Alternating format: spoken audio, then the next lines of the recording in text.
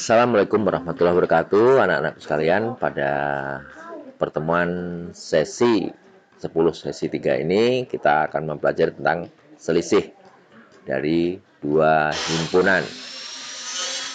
Untuk memahaminya, coba kita amati tabel 22 tentang komplement dan selisih himpunan. Jadi ada himpunan A diambil dengan himpunan B. Nah, kita coret ini diambil, kita arsir ya. Tinggallah berarti yang masih utuh A. Berarti dia anggotanya 1, 2, 3. Kalau sebaliknya B dikurang A, ini B diambil dengan A. Ini A-nya diambil, berarti coret. Berarti masih tetap anggotanya 4, 5, 6. Pada yang kedua kita perhatikan yaitu A dikurang B. Berarti A dikurang B, berarti diambil B. A diambil B, ya, ini himpunan A diambil himpunan B. Ini. Maka yang tinggal di sini adalah 1, 2, 3. Kalau B dikurang A, maka B ini diambil dengan A. Kalau kita asir A-nya nggak diambil berarti hilang. Tinggallah di sana 5, 6, 7. Pada gambar yang ketiga, A diambil B. B-nya ini. Berarti tertutup semua ya. Berarti habis alias himpunan kosong. Sebaliknya kalau B dikurang A, maka anggaplah B diambil A. Maka yang A kita arsir, artinya diambil, hilang ya. Tinggal di situ 4, 5, 6 ya.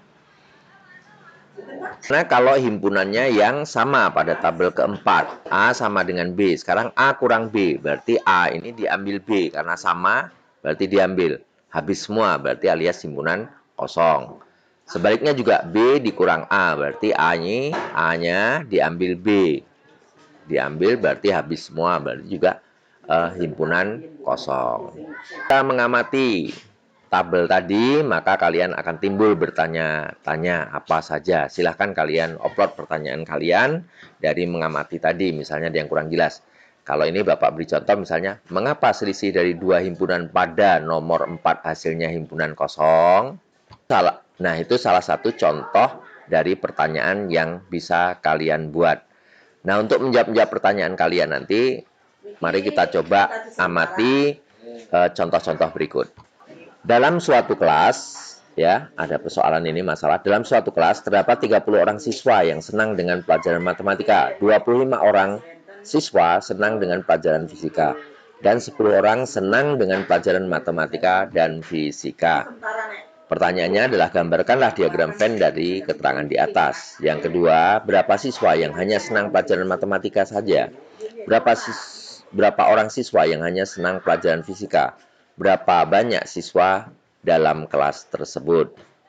Untuk menjawabnya pada masalah ini, karena tidak disajikan anggota-anggota setiap himpunan, jadi cukup kita fokus pada banyak anggota himpunan. Kalau kemarin kita kenal dengan kardinalitas himpunan. Perlu kalian ketahui bahwa siswa yang senang dengan pelajaran matematika tidak menutup kemungkinan bahwa siswa tersebut juga senang dengan pelajaran fisika, atau sebaliknya.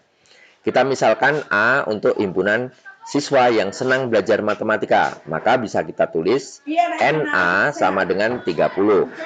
Untuk B, misalnya untuk yang senang belajar fisika, maka kardinalitas himpunannya bisa kita tulis NB sama dengan 25. Kita misalkan M adalah himpunan semua yang senang belajar matematika, dan F adalah himpunan semua siswa yang senang belajar fisika, serta S adalah himpunan semua siswa dalam satu kelas.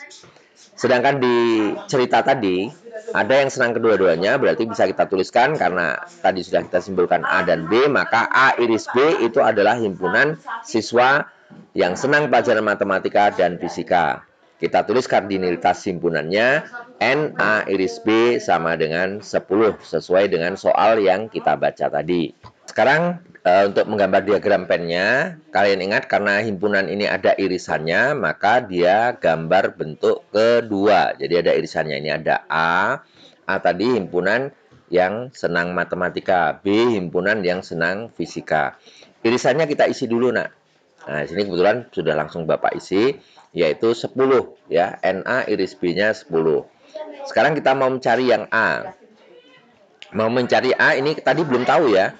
Kita tahu bahwa yang suka matematika itu adalah 30. Di sini sudah ada 10. Maka supaya tetap 30, maka secara logika kita ini adalah 20. Ya. Nanti kita pelajari bagaimana cara mencarinya. Kalau belum tahu ya gitu biasanya Bapak misalkan dengan X gitu ya. Tapi ini langsung Bapak ini untuk logikanya saja.